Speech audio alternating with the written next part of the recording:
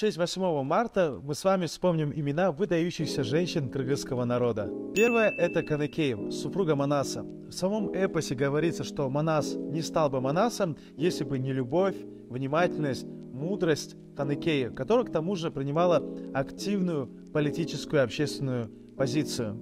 Достаточно вспомнить, что во времена Чомказата она сшила непробиваемые штаны для кыргызских воинов, а также дала им волшебную пищу гулязык, которая залечивал раны, утолял жажду и голод и придавал силы и бодрость духа сотни солдатам. Вторая женщина – это Сайра Кизбаева, которая является народной артисткой СССР, выдающейся оперной певицей. Именно она была ведущей исполнительницей первых постановок оперы на кыргызской сцене.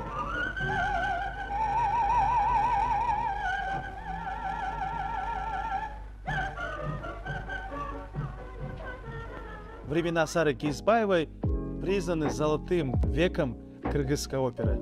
Третье – это Ольга Мануйлова, которая является выдающейся художницей и скульптором. В городе вы можете 100% увидеть ее работы, так как она делала памятники Тоглоку Молдо в парке Наисанова, памятник Куренкееву, памятник Панфилову рядом с Белым домом и скульптуры у фасада театра оперы и балета. Все это является ее работами. Ее мастерская сегодня является домом-музеем, который находится по адресу улицы Тыныстанова, 108, между Киевской и улицей Тактаула. Обязательно посетите этот дом-музей. Четвертое. Бакен Кадыкеева, первая леди кыргызского театрального искусства. За свою жизнь она сыграла больше 100 ролей, и в ее репертуаре были как мировые пьесы, так и отечественные. Ее имя настолько значимо, что в 2023 год Международная организация тюркской культуры объявила годом кыргызской актрисы Бакен Кадыкеевой. Сыночек, остановись! Остановись! Мама! Остановись! Осторожно! Мама! Не надо! Мама!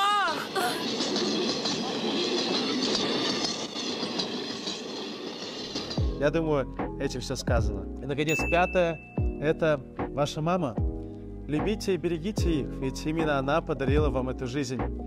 Порадуйте их и других близких в этот день с помощью приложения Мбанк. Ильгири Мбанк поздравляет вас с этим прекрасным праздником. С 8 марта вас!